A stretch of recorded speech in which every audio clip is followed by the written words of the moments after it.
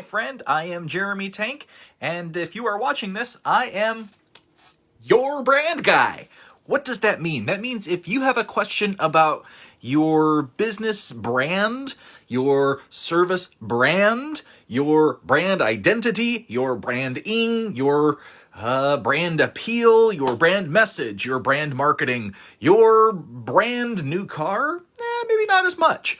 I'm the guy that you can write a note to, you can comment on my videos, you can message me, you can check out my website, and I will be happy to answer any question you have about brand and branding and pretty much anything to do with brand. If this is the first time that you're watching any of my videos, I am a graphic designer. I have been a graphic designer for about 25 years until I went back and I got my master's degree, and then I started realizing that design is so much more than my meager little career ever made it out to be. And really, it launched a whole exploration for me into psychology, into behavioral marketing, into behavior in general, into the subconscious mind, into how to talk to people and influence people in a way that makes them really resonate with you and know that you are their audience and they are your audience and you two belong together. That is a brand. A brand is the feeling that people get while working with you, and hopefully it's a good one. Today is the last day of my week about design, and I've spent a lot of time this week talking about the elements of design, the principles of design, logo design, good and bad design. So today I actually kind of want to put a wrapper on everything, because much more than Gestalt theory, much more than the elements of design, much more than all of these different pieces that come together, the most important part of design that you need to know, the most important part, is design gets you from point A to point B, and helps you jump that gap, whatever that gap is. Design is like science. You say, science, are you a scientist? Maybe not. But do you know about science? Of course you do, because you have been influenced by it through high school, through elementary school, through media, through, who's the guy with the bow tie? Him. Everything about science. Mr. Wizard was the guy when I was growing up. He had a whole bunch of kids doing all sorts of experiments. It was crazy. That was science. And it was fun. And what it was exploring the world around us and understanding the common reactions of different things, that they would form hypotheses and test them. You know, why does gravity work? Well, here's an explanation from Mr. Wizard. Why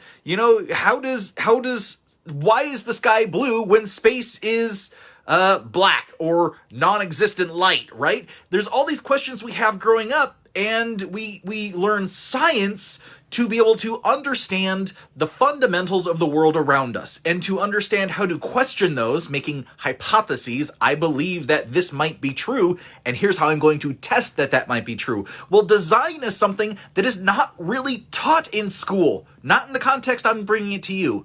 Design is given to you when you're in education. Design is this thing that they hold on you like a weight, and you are Atlas pushing the world up the hill, constantly struggling, and you don't really know what you're doing, and it's so hard because they give you deadlines and they say, figure it out. Here's your homework. It's due tomorrow. Figure it out. What they're doing, ideally, they never tell you this in school. What they're doing is saying, here is point B. You have to get this crap done and hand it in. And the result from that will be your grades, how good you do. Now, there's a lot of judgment on their behalf on what you're doing and how you're doing it. And if you have the right answers, my God, you're actually expected to have the right answers. But what they're starting is really the fundamental of a design mindset. And the design mindset says, I am here. I know I gotta get here. How might I get there? It's looking to solve the problem. How might I complete that task? How might I create that diorama? How might I? You notice the words I keep using here. How might I? And what's even better is when you have a team. How might we? Now, there's three different things about that are super important. How says that there is a way. There is absolutely a solution. There is nothing that is beyond some kind of solution. Everything is figure outable. Marie Forleo, great book. Absolutely recommend it. Everything is figure-outable. Everything is knowable. If you have a question, if you don't understand what's going on, Google it. We live in an era where everything is on the phone, everything is on the computer. Google it. That is the first step to you knowing anything about design. Everything is figure-outable. If you have a problem, if you have a dilemma, don't just sit there and let the voices in your head echo. There is an answer somewhere. The question is, what is the answer you want? Ideally, in school, for example, on your homework, for example, you wanted to get the right answers. Why? Because it was important to you to get the right answers so that your grades would go up, right? So already we are seeing, so the end result is that we want the homework done. Also, one of the criteria for it, one of the things we need to keep in mind is that the grades need to go up. So we are already designing part of the process you need to take to complete homework. Now, you did this thousands of times as a student, and it ate up a lot of time, right? Now, and then eventually, I'm willing to bet, at some point, you developed a system, a process, something that helped you get into the zone so you could complete that process, get your homework done, and move on to the next thing in life, which is living life, staying in the moment, enjoying where you are, doing something not so arduous, not too intensive, that you know you're going to get judged on later. So, what did you do? You created a system. Maybe it was every day after school you came home. This was mine. I would come home and I would have a snack. I would watch 2 cartoons. That was what I allowed myself. And it depended on the year and what cartoons were out, but I would do that. And then I would sit down, put everything away, and focus on the homework. And I would knock it out as soon as possible because later in the day, more people would come home and I would not actually get to that. That was part of my process. So that then, if we look at this concept, I actually was setting milestones. I was setting part of the process up that could be refined and reset over time. And that, my friends, that is design. And that is what I think is missing in a lot of the world. Education certainly doesn't teach us that. Not in the same way that they teach science. Science is super important, but understanding design is understanding how the brain functions, understanding how systems and processes allow us to create repeatable results. Now, those who know me know that I love to read, and I am voracious when it comes to reading. So what I'm sharing with you today as part of design is actually this book, and this book, and this book. There. And it doesn't serve me to actually try and summarize any of those because there are so many words of wisdom in those 3 books. But the key to it is when you want to actually go somewhere in life, when you want to do something with your life, when you find yourself discontented with the state of where you are and what is happening, and you choose to make a change, you need to form a hypothesis in your own head for a designed change. Now, a designed change is just like that homework. It's not hard. The first thing you do is see what you want to get out of it at the end. Where you want to be, what you want to accomplish, because you can accomplish everything, anything. It doesn't matter. The rules of society, the rules of the world, it is amazing how much they can be ignored. I'm not saying go out and kill somebody here, but, it is amazing how people who are exceptional in certain ways and create the life that they want to create and are doing the things that they want to do, they find ways to shimmy around the rules of the guidelines of society, and they get away with it every single time. Why? Because at that point they have designed the life that they want to live, and they are working their process to live that life, and they don't care who gets in the way. And that's okay. Honestly, that's okay. As long as you're not breaking any heavy rules and insulting tons of people, in which case they're going to be on your butt about it. It's okay. Break some of the rules, break some of the guidelines, live the life that you want to live. The whole thing about design, I just flashed back to something I said earlier because my friend Teresa, I can see these watchings today, so hi Tree. The thing about design is that design, when you put your brain in the idea of I can accomplish anything and everything is figure-outable, you just start to ask, how can I get there?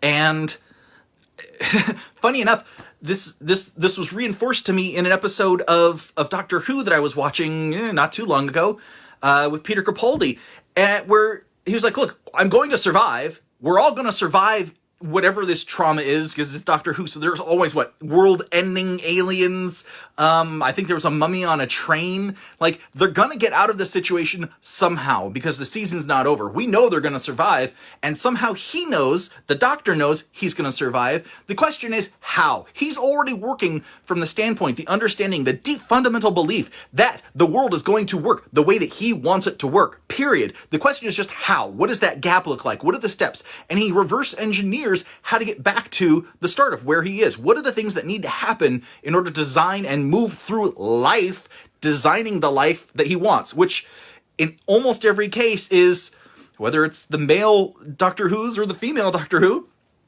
surviving, moving on to the next day. I would say feeling happy, but it doesn't ever seem like Doctor Who feels happy. The Doctor never seems to be happy. So it's this idea, taking all these elements that I shared with you before, taking the ideas of contrast, taking the ideas of unity and of exploration, of form, of all of these things, and saying, okay, this is my life. These are the elements of my life. This is the elements of what I do. This is the elements of my job. What if you could look at your job and say, here are 15 things I think could improve how I do what I do to make my job less stressful for myself. As you start to build your own business, you're going to look at trying to automate as much as possible to get it off of your shoulders, or hiring out other people to get it off of your shoulders. And then you get into the ideas of trust. But here's the thing, when you work through design, you're working with the end goal in mind. So you understand what you're trying to build. You understand the vision of it. You create an idea around that, and every step you take moves you towards that. And there's always a process. How might we? That is actually derived from IDEO. IDEO is a global super design company. Them, and there's another one called Frog. You know, they come up with the funniest names, don't they? You know, and basically they call it human design, and it's all based around finding difficult problems in the world. And we're not just talking typical design problems. Sometimes these problems go into like the scale of culture and how I know IDEO redesigned a series of restrooms in Africa, in one of the countries in Africa, and it was really all about them trying to solve the cultural, historical, and political denigration of women in that society. And what they discovered through their research was they were trying to find a way, how can we treat women more equally? How might we, there's the bridge, how might we treat women more equally, view them in a more positive light in this culture, in this society? And what they discovered was there really wasn't a way, because it was political and sociological and culturally driven, to design something for that. But what they found was that there were several touch points in women's lives, in women's lives, that really could use support. And in the process of that, they identified a restroom problem of all things. And I know that there are plenty of cities in the United States that have bathroom problems and public urination problems and just disgusting street problems. And this being a pandemic, nobody's actually cleaning those streets. Nobody's actually doing this work. I go out in Seattle and drive the freeway. There are homeless encampments all along both sides of the freeway. Trash is everywhere. This state is ugly right now. And really, it needs somebody to go out and clean it up. But more than that, they need to build the cultural stuff around that, right? And that's not going to happen here because, like everywhere else, the politics and the culture is at a friction point, and people can't seem to get along, even when something like garbage on the streets is rampant. Garbage in the parks is rampant. The problems that we have as part of society need solving, and obviously politics are not solving it. So, What is the future that we want? That is the question that the politicians are not asking. That is the question that the people in charge don't seem to have a unified vision about because they're too busy blaming each other for issues of the past. It's at this point, I'm going to bring up Dr. Joe Dispenza. I don't know if I've talked about Dr. Dispenza with you guys before. He has written several books. He's a chiropractic doctor. He is also doing a lot of work on the mind-body connection. And it goes a little something like this. When you are stuck day in and day out with a crummy feeling and you're not paying attention to the things in life that matter, you are possibly feeling depressed, foggy in the head, things not going the right way, a lot of that is driven by memories, thoughts, actions of what used to be, the past, or concerns and doubts about the future. And what happens is your body makes neuropeptides and chemical signalers to the body that actually makes you feel down and worse. And what this is actually doing is your brain is reminiscing about the past. You're getting stuck in the past and worried about the future based on things that have happened in your past. Now, the mind wants to keep you safe. The mind wants to keep you productive and happy, ready to keep living another day and honestly reproduce. Those are the things that matter, right? The three core feelings that you have are not emotional. It's I need sleep, I need to reproduce, and I need to live. So it's all the things that support that. Those are limbically embraced feelings. And all of the other feelings you have, emotions, that they come out of those, right? If you are getting them, if you are not getting them, how you've been treated in youth determines the beliefs that you have around these things and colors the temperature of these actual feelings. And all of that goes into how your body feels on a cellular level. Now, this is proven through epigenetics right now. It's literally how the environment and your feelings change the epigenetics within your body. In other words, it changes your DNA. The messenger RNA that actually goes in, duplicates your DNA, changes it, shifts it, and it can either speed up cellular and body metabolism, making you feel lighter, making you feel happier, making you feel great. That's what happens when you're in a really good mood or at a really good party and dancing and laughing and singing. Or it can slow it down and you start to feel more depressed, more anxious, more scared, more fearful, more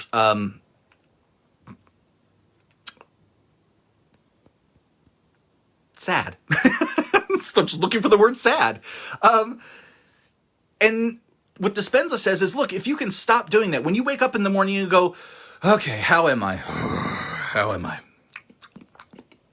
If you can stop thinking for just a moment and saying when you say, how am I? Stop thinking about the past. Because a lot of times we wake up, we think, how am I? And then we think about the things that we have to do. We think about the things that that are errands. We think about the people that were around that are always people in the past. And generally speaking, the mind is then programming the body, which is then reprogramming the mind, to focus on the past, to focus on things that are in the distance, to focus on things that honestly are not helping you move forward. Now, the alternative to that is to actually think, how do I want to be? This is where design comes in. How do I want to be today? How do I want my day to end? What do I want to accomplish today? How do I want to feel while accomplishing it? Now, the funny thing is, a lot of this could be considered self-hypnosis. Which is crazy, right? Can you just do that? Can you simply say, I want to feel that way? And it turns out, yes, you can. What happens is that when you say that, you create a moment in the brain where you cross those neurons together and you create the outcome that you want within your brain. And then that triggers those same neuropeptides, those same chemicals throughout your body. And your body actively starts to create the state that you desired in the morning. While you're doing that, the subconscious mind automatically triggers the reticular activating system to find the things in your life that are aligned with that outcome that you want. And you subconsciously, which means you don't even know you're doing it, start to take those actions automatically. This is design in action. This is the thing that I love to bring to people. This is the thing that is really transformative to lives, because I believe that when we create a solid vision for your business, when we create a solid vision for your life, when we create a solid vision for all of the things that you want, and frankly, you effing deserve it, right? You do. You work hard. You deserve it. When we create this vision, and it's something that energizes us, it's something that's exciting and awesome. It's the life we want to live. It's everything we want to have. It's everything. Everything. I know I'm a little weird today. I've had a little bit of caffeine. It's good. When you get to that point, the brain works effortlessly on your behalf. So when you say, I want to have a great day, you're already starting with pointing to the future, that point B. And wherever you are, just don't even care. You start wherever you are. You are in the constant now. Eckhart Tolle, right? Great book. You are in the constant now, which means that you can't live in the past. You can't live in the future. You just live now. But when your brain gets stuck perceiving, worrying, concentrating, getting frustrated, you're living in the past. Everything that you have, everything that you are building is your brain, your body, honestly, processing from yesterday or last month or last year. It honestly, a little personal note, it's taken me a good few years now to kind of get over the death of my own mother. And I still have really strong emotions that come up just missing her terribly. But I'm able to look back and really, I challenge my mind to remember the good times and to remember the good moments we had together, the good moments at dog shows and growing up with beagles and Newfoundlands and basset hounds and bloodhounds and all sorts of dogs, Old English. I mean, we grew up and my mom pretty much raised everything. But every time I do that, I go, okay, when I start to remember, I try to remember that remembering these feelings inside, they can be confused because what I'm feeling is here, okay?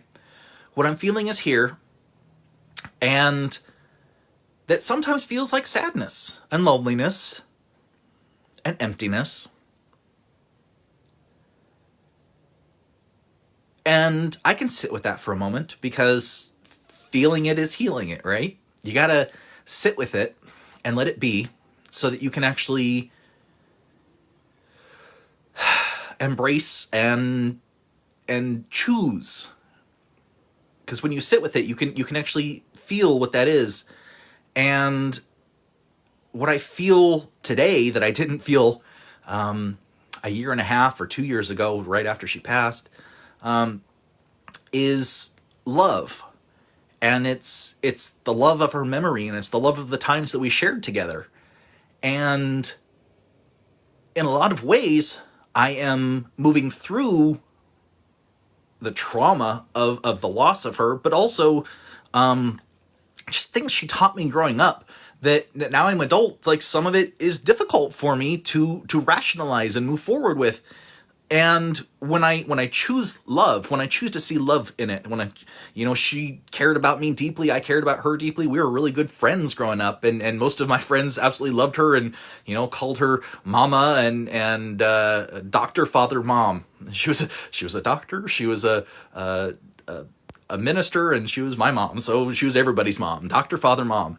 But when we choose to look through love, when we choose to look at life and opportunities and just feel grateful for having that, that's a different sensation than the sadness. That's a different neuropeptide, a different energy that goes into it, and that actively transforms the body into a more positive state.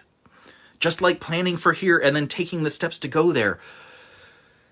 Finding powerful emotions changes your physical state and changes the way that you moving towards whatever the finish line is, the point B for you. And this is always point B for me. Like, there it is. When you wake up, you try to find something really powerful that motivates you, that makes you happy, that makes you feel grateful, that makes you feel love for somebody or something. Because these powerful emotions are the emotions that elevate who you are. And actually, the more powerful the emotion, the more tightly woven all of this mind-body connection stuff gets. And when you wake up in the morning, all of this to go back to that waking up in the morning, when you wake up in the morning, Don't think about yesterday. Try. Just imagine yourself. Just imagine yourself when you wake up in the morning tomorrow, and just lay there for a moment and say, I feel good today. I feel great today.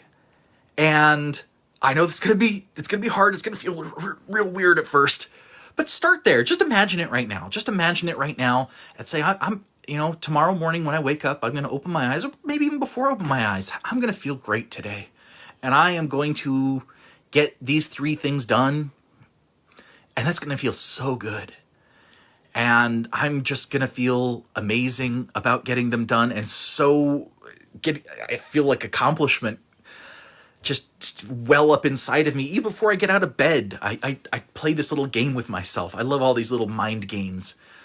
And then I think of something really happy. I think of something that's made me laugh lately or made me smile, because I know that those thoughts, the happiness triggers really release endorphins that help reprogram my subconscious mind, my reticular activating system, all these different parts within our brain and our personality and who we are and what we do, and help us move effortlessly from here to there.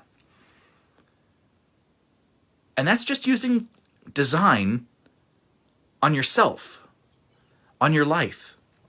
And you can do that every day. You can do that multiple times a day. You can do that in micro moments. I can say the next 5 minutes are going to be stupendous, and this is what I think they're going to be like. And then I just live them. Maybe I live them exactly like my vision. Maybe I just let it go and see what happens.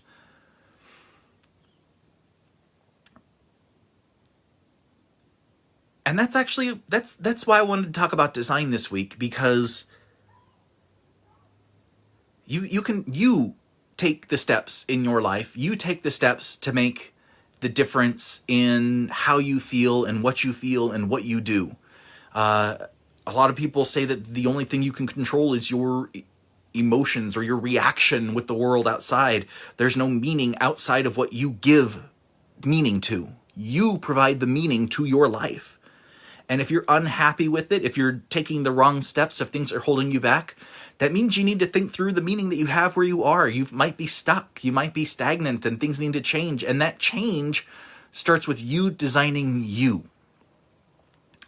And you designing you means that you maybe need to write down, use that powerful ability of contrast and comparison in your life, and write down how you actually view your life, how you actually view all of the steps that you're taking, how you actually view everything you do. Because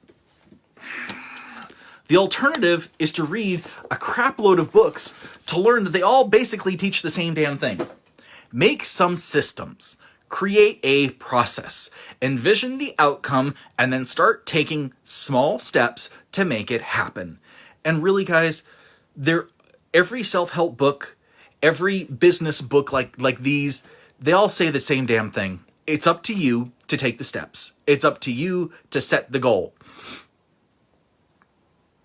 I just think it's really awesome that those steps, those goals, those thoughts, those powerful feelings, those visions, everything that you're doing, you are the one doing it. You are the power behind all of it, and you deserve to live that awesome life. Everybody, I think, deserves to live that awesome life. And there is enough wealth, there is enough success, there's enough fantastic ideas, there's enough buyers, there's enough internet, there's enough everything for all of us to have that awesome life. But you got to have the vision, and you got to start the process, and you got to buy into it and have the belief in it. And really, it's nothing more than the belief in you. I believe in you. I hope you believe in you. And if you want to believe in you more, and you want to work a process that is fantastic for setting your vision, your goals, your beliefs, your future on the fast track, then I've got my program, Manifest Design, 8-week program. Comment down below if you want to learn a little bit more about Manifest Design. Just put Manifest Design, and know that I'm here to help you. If you have questions about building your business, building your brand, building the words and the pictures that really matter for your audience, for your marketing, so that you can actually start taking all of these steps, ask them in the comments, share out these videos, like the videos. I will be around answering questions for whomever wants answers. And I hope you guys have a fantastic weekend. I hope you know I really appreciate you being here, you watching these videos, and I hope that it's helping you in some way understand something more about yourself, your brain, creating a powerful vision for your future, and walking those steps. Thanks. Take care. Bye.